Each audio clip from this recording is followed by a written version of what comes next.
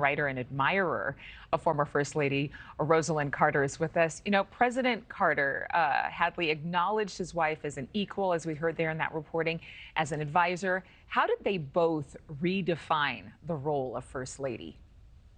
Well, one of the ways that Rosalynn really redefined the First Lady is that she actually established an office of the First Lady in the East Wing. She was the first female who actually said, I'm going to work. I take a briefcase to work as First Lady, and this is a real job of important significance. And Jimmy was behind her every step of the way, constantly consulting with her, constantly checking on speeches with her, relying on her thoughts when she would attend cabinet meetings, even national security meetings.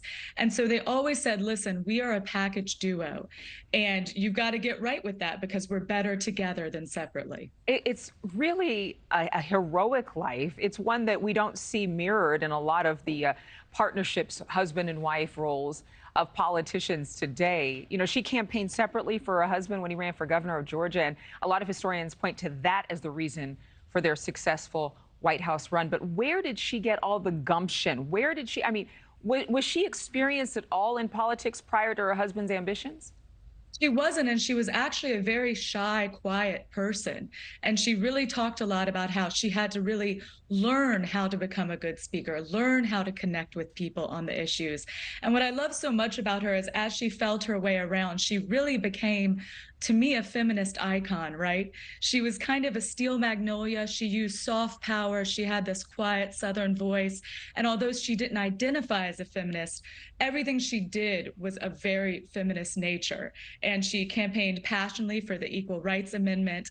And again, Jimmy supported that. So they were this very Christian Southern couple who really were incredibly progressive and throughout their life were dedicated not to enriching themselves or making themselves stars, but serving others. They had true servants' hearts. Yeah, I mean, and really the post-White House era, the most successful, arguably, of all time. And she saw herself as somebody who could bring her husband the cares and concerns of everyday Americans, what was really happening on the ground. How do we see her impact on the cause of mental health today? Her impact on the cause of mental health was huge. She actually got involved in mental health because she had a distant relative who she'd always heard about in her childhood, kind of sadly going in and out of mental health facilities. And she really worked to destigmatize that.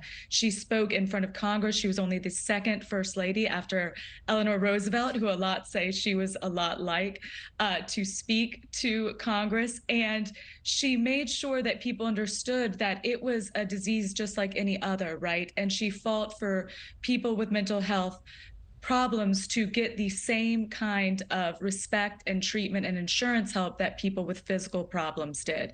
And she continued this work throughout her life. Yes, she also advocated for caregivers in a way that we had never seen before in this country. Former President Carter, though he's 99 years old and still in hospice himself at home, released a statement, and he said on Sunday that as long as Rosalynn was in the world, I knew somebody loved and supported me. And I loved reading that they had this special message between the two of them. I love you the goodest, is what they'd say to each other. How will history record their romance besides being very beautiful as a love story? I mean, really, this was the power of love. It was the power of love. It was the power of respect and of a shared faith and a shared commitment to humanity. You saw that with their work at the Carter Center. You saw them into their 80s, right? 1 week every year going and building houses through Habitat for Humanity. I think they figured out that they built something in the neighborhood of 4,000 houses over their years. So they expressed their love for each other and commitment to each other through their commitment to the world. And they're just such a wonderful example of what a true equal partnership between spouses can be. Yeah, I mean, I think everybody should be inspired, every married couple for sure, and everybody who's looking to be married. Absolutely. Yes. But obviously, their impact, without question, one of the most significant in U.S. history. Hadley, thank you for joining us. Thank you for watching. Go to newsnationnow.com to find NewsNation on your television provider. And don't forget to click the red subscribe button below to get more of NewsNation's fact-driven, unbiased coverage.